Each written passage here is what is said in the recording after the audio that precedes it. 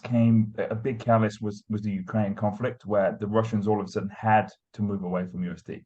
So then they started selling all their energy, oil, nat gas, basically in RMB to China. Before that, for example, Saudi Arabia was the biggest supply of oil to China. Russia's now overtaken it because they're selling in RMB. So now there's a lot of pressure on Saudi to sell it in RMB. And that's why you're getting all these headlines, and a really, really, I think, critical thing that I'm not sure it was really brought up too much in the US was that China just brokered a peace deal between Saudi Arabia and Iran. The whole petrodollar was formed on the concept: we, America, will protect you, Saudi Arabia, from Iran as long as you sell your oil in USD.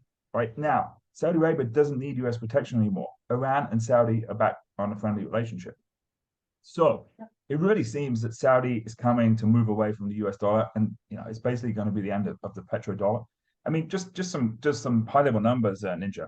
I was reading an article earlier. The estimate is if this happens, it will take away about $1 trillion a month of USD demand. $1 trillion a month just from the oil trade. Right, that's a massive amount of demand for USD evaporating overnight.